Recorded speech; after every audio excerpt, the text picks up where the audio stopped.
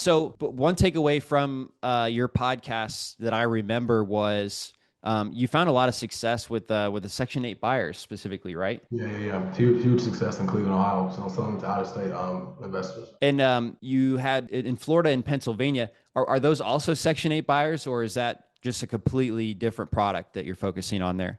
So Florida, we're doing a lot of novations there. So that's the heavy thing in Florida. In Pennsylvania, no, we're just selling like regular value add fix and flip deals to investors. Got But it.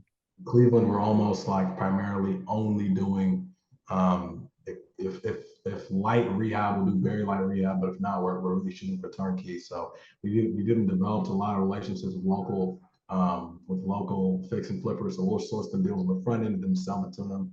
And then once they're done, they'll sell it back to us. So. Got it. And I know that you're getting these deals. The bottom line of the slide here says 30 callers, and you focus on Egypt. Is there a reason why you focus on Egypt compared to another country? For us, for the biggest thing with Egypt, the accent difference was very minimal. Now, I don't think accents are a huge thing. Is one thing that we've um, grown to see. The biggest thing is just confidence in your ability to speak to these sellers. But Egypt, they just I don't I'm not too familiar with the time zone differences, but a lot of the time they don't have a problem with working in our time zones.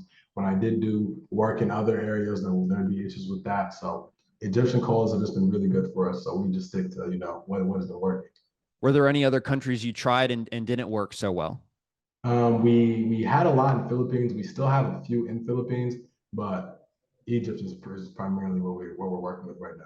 So. Okay, gotcha. All right. So your business model, as we kind of mentioned, is mostly wholesaling, but now you're doing some novations, right? So, why do you do more novations in like you said Pennsylvania, I think, Florida is where we do or a lot of Florida? innovations. So the reason why we're doing a lot of innovations in these areas, right, is because in Florida, let's say we'll cold call, we'll get leads. So like for example, we'll see a lead where it's in decent shape, not bad at all, right? Closer to turnkey, doesn't really need too much of a value add. Let's say the seller wants a reasonable price. Let's say they want 250K and the ARV is 400, right? I'm selling it to an investor out there and he doesn't want to buy it too high because of course he wants to be safe. So let's say he'll buy it from me at 280, 290. So in the past, we were making that sale, making our $30,000, $40,000 assignment fee. But then we realized these investors are buying the houses and turning around and listing them directly on the market, doing nothing to the house. And then they're going on listing them for 360, 370, 380, and making that huge amount of money on the front end. So we just started pitching the innovations a lot more, and the innovations have been working for us. So that's why we're doing a lot of innovations in Florida, just so we can be able to work through every single type of lead that comes through the pipeline. Because the biggest Oh, thing for us is have as many strategies as possible for the lead once we receive it. So got it. All right, that makes sense. And Tim was asking at the beginning, what are the filters, right? So yeah. it's come up on this slide here at the bottom. So one of the filters that you use that I have not heard many people take advantage of is the rehab estimate. Can you talk about when you started using that? Are you still using it? And how accurate has that proven to be for you? Yeah. So a little before I jump into that, one thing that we do in my wholesale business and what I try and tell everyone that I work with to do is, well, you can do either way. I guess either way works, whatever works for you. But for us, we reverse wholesale essentially. So we know what our buyers look for are good, strong core buyers, the guys that are buying five or more from us at a time. And then they will tell us, okay, this is what we're looking for. We'll tell the filters to them, right? Like, yes, there's still money to be made on heavy rehab houses in Cleveland a little bit. But with us, we realized, okay, this is what they're looking for. What platform can we use to where we are not encountering leads that are full rehabs? Because in Cleveland, Ohio, frankly, you can't do anything with them because Mm, duplex whose after repair value is 100,000. If it's 2,000 square foot, it needs everything. Even if you give it to me for free, it's probably not the best deal in the world, yep. right? So that's one I, thing that we realized. So we found this filter and utilized it heavily. So every list we're pulling in these markets, especially where your ARVs are around that 100K mark, heavy rehab is almost impossible to work with. So instead of like just combing through tons of leads, we just scrub them from the list and work with the light rehab homes. Got it. That could be true in a lot of Midwest markets where if the ARV is 100,000, like you said, and it needs everything, then they would have to give it to you for free. And so a lot of times that might not be possible. Although I did buy one house for $4,000, and it worked out well. But that's so funny that you mentioned that as my first deal. So I understand, and that's a good reason to use that filter. And then, so here's some of the other ones. Anything else really big for you other than the standard stuff? So a big thing for us is out of state owners is really, really good for us. Really, really good. Killer filter for us, especially what it is that we're trying to do. So Because that's different than absentee, correct. Yeah, right? that's Absentee just means they don't live at that house, but out of state means they live in a whole nother state. So there's a good distinction. exactly. Because one thing we realized, like, okay, our end buyers are looking for rental property. If as somebody owns a property when they're out of state, 9 times out of 10, it's a rental property, right? So if we can target that owner and create some type of motivation in the situation, we can then take that deal, therefore sell to our investors. So out of state owners have been really good. And a lot of times, out of state owners are really easy to work with, at least is what we saw. So So, anything else here? You do greater than 3 years ago last sale because obviously, if somebody bought it, they're probably not going to want to sell it right away again. exactly. And then the smaller square footage, at least for the deals we want to do, is not often you see Section 8 housing going over 2,500 square foot. So we don't really want to dig deeper past that. So we limit our square foot. We keep things super accurate. We use a lot of the and/or logic that you had on the screen, and then we Yeah. just we just really go deep into our filters to put together the best list possible. So So, just wanted to do like a 2 minute lesson on the and or filters if you guys didn't know. So, let's start with Indianapolis here, and it's going to load in a second. Last sale date. and one thing that you helped us with a lot last time, I do want to mention the last sale that is unknown has been killer for us. Mm, Yeah. Thank you. That's what I wanted to show off. So thank you very much. So what you're doing is, let's say, okay, there's 363,000 properties, and what you're saying is last sale date is more than 3 years ago. 3 years ago. Okay, so that's gonna pare it down a little bit, but a lot of these counties, they didn't record the sale date like 40 years ago, right? So you could be missing out just by applying this filter. You could be missing out on a property that sold 40 years ago because it doesn't have a sale date recorded by the county. So if you want to include that, then you could change this to an or, and you could do last sale date is unknown. And if it's unknown, it's very much likely sold a long, long time ago when they didn't record it so rigorously as they do now, right? So a lot of these properties, like half the properties in Indiana, don't have a sale date at all from the county based on the number that it just brought back here. It just added like 100,000 properties that don't have a date at all that you'd Yeah. probably want to include in your search. So the same is true. Let's say um, now let's build some additional criteria. So you could do owner is, oops. So now you could actually pair the contact. We have many contacts. We have potential owners, likely owners. We have family members. So if you're going to do contact age over 65, for example, you first want to say, well, I'm just looking at the contact that's likely the property owner, not the renter, for example. And then you could say contact age is greater than 65. Now, let's say you want to do the square footage. So living area is what do you say? No, not greater than 2,500. Yep. Less than or equal. Yep. So less than 2,500. And then this is where you guys are going to want to use an or filter again because, okay, that's 60,000 properties. So let's say or living area is unknown. And it should bring back some more than 60,000. Okay, in this case, it didn't. But in some counties, there are groups of properties that the county just doesn't have recorded the living area. So you want to make sure you're inclusive of that. And so you can if you remember like math class and you had parentheses. So basically there's a box around this or filter, right? So these two have parentheses around it, kind of like math class. you do that first. And then you say, one of these two things are true, and all this is true, and also this or this. So I'll give it back to you, BJ, but just want to take a quick lesson to show what you were actually talking about there. Let's go on to, okay.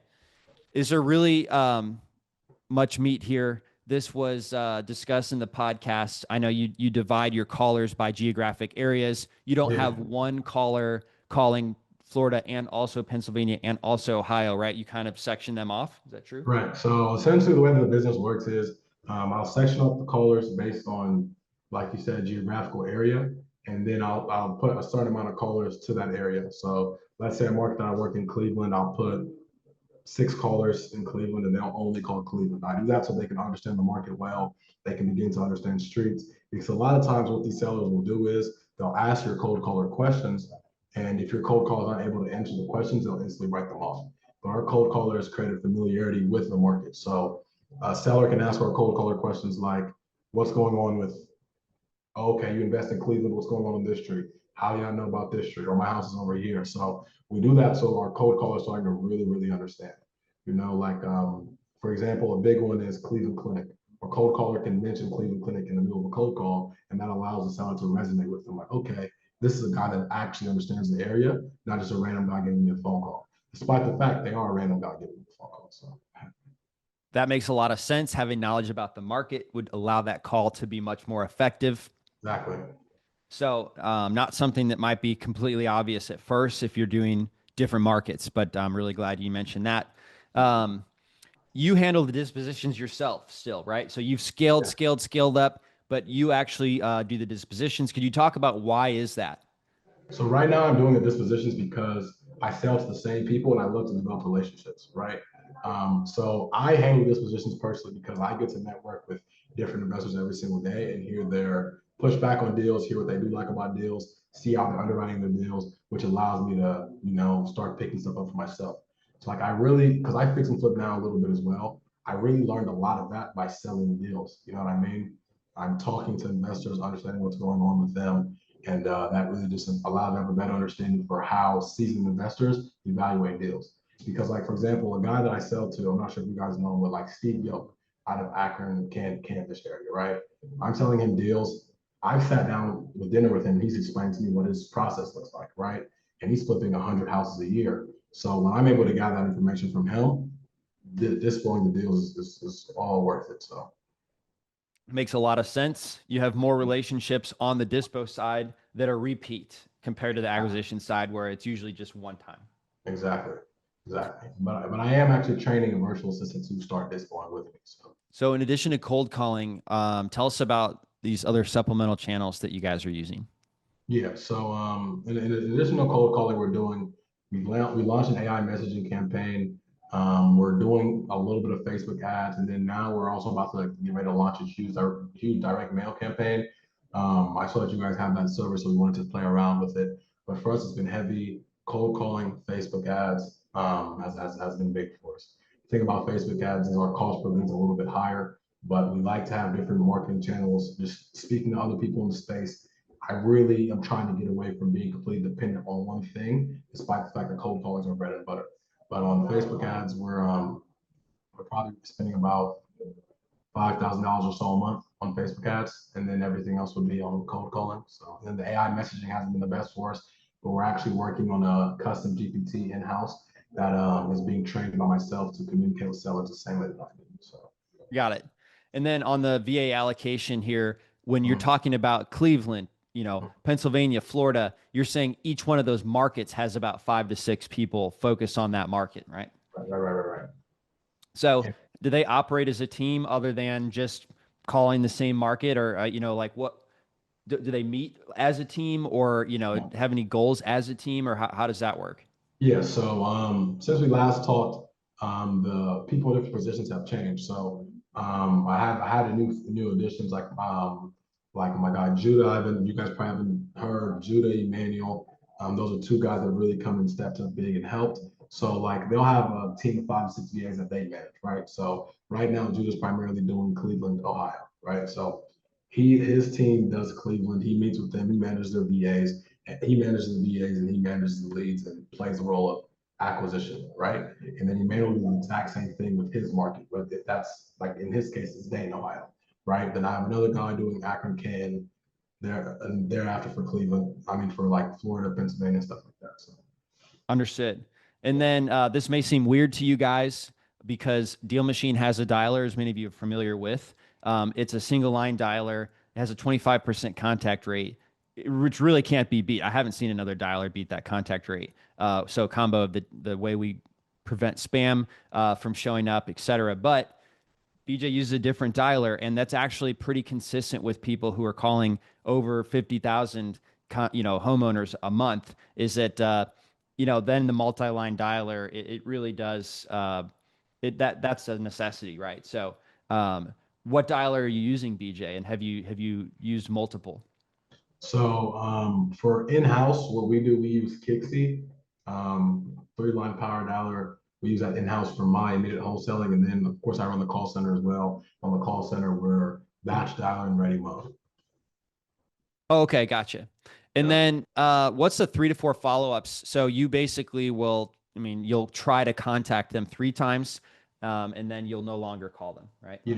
So like on the leads that we pull from your software, we've come to realize that a lot of leads that are on your software are correct, right? You just have to hit them enough times. And one day I was talking to my mom, who's in the call right now. I was just telling her like what we are doing is calling random people at random times. So the likelihood that I catch the person at the exact same time, one at the perfect time, one time a day is very low. But if I can call a couple times, for one, they'll see the same number calling them 3 or 4 times, and they'll know that I'm calling on purpose. So that I can increase likelihood of a call back, and of course, a picked up phone call.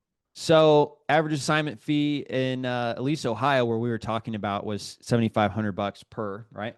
Yeah, about $7,500 for us. Yeah, So then the monthly revenue was about 100,000, and we broke down the cost of VA salaries, 26,000.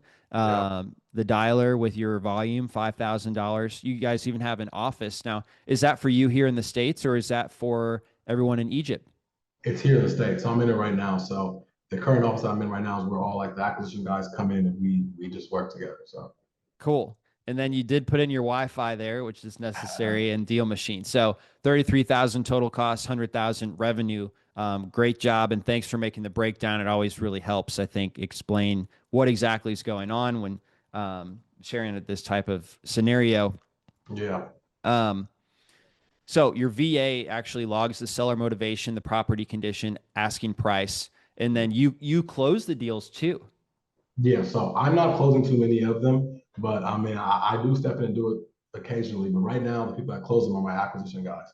So the VA will log the motivation, property condition, asking price. Then it'll go to like we'll use Jude as an example. It will go to his CRM. Once it's in his CRM, they will have why they want to sell, if they want to sell, condition of the house, or asking price. He'll then reach out, negotiate an offer, get it in a contract, and then I'll take it from there. Okay. So are they all in your office? Everybody's Yeah, with you in your office? yeah. Like they're all with me right now. How do you handle pictures and checking on the condition, et cetera? Oh, okay. So in regards to like pictures and condition of the house, there's two ways I will do it. So I post on social media a lot. So because of that, I've been able to network and meet a lot of different people. So in every major market, I have someone that wants to learn how to wholesale. I tell Yep. them, I pick one that I think is pretty reliable. I say, okay, I'll teach you how to wholesale in exchange. Whenever I need a house that needs to be looked at, go out there, do the solid for me, take some pictures, do the walkthrough, and we exchange value that way. And coming close to the end here, but how do you make sure you hire and find a great caller, right, in Egypt? Okay. Yeah, great question. So we have somebody that we employ full time to do that. That's also overseas. He's our lead manager. His name is Anderson. So what he does is he hires and directly from Facebook groups, and he worked at previous call centers and was able to network with different individuals, right? And a lot of the callers we onboard have family members that want to come in and join. So it's like cousin of this person, friend of this person. So in regards to good virtual assistants, we're never at a shortage. So yeah, that's the big way that we do it. But we do have somebody named Anderson that literally sits down and reviews applications all day, every day. And then another big thing that we do is once they're onboarded, they're taken through a training that I've created, and we're customizing a GPT to train the VAs so that by the time we get them or by the time the client gets the VA, they're extremely functional. So You're thinking about expanding. Is there a reason why you picked some of these states? So in regards to Ohio, the big thing is Ohio's assignment fees aren't large, at least in the markets which we're working in, because I'm working with sale prices of $50,000, $45,000. So it limits my assignment fee. Now, granted, entering these more competitive markets often result in higher marketing costs, but my thought process was how high of a marketing cost would be in order to receive the same amount of leads. So we stepped into Florida because a buddy of mine was doing novations there and was killing it. And we just thought, okay, let's try it out. Same with Pennsylvania. In Pennsylvania, our thought process was we can do the exact same thing we're doing in Ohio with larger assignment fees. So the biggest thing is just, okay, we want to max out this market in our capacity. And once that's done, let me allocate stuff to another market. So that's really why we picked these markets. Got it. And also, I saw you're trying to become the biggest nationwide wholesaler, and you just joined a great group, Collective Genius, that we're also in. So excited to have you and see you there. Thanks for listening to the DealMachine Real Estate Investing Podcast. Please leave us a review and follow along wherever you're listening to your podcast.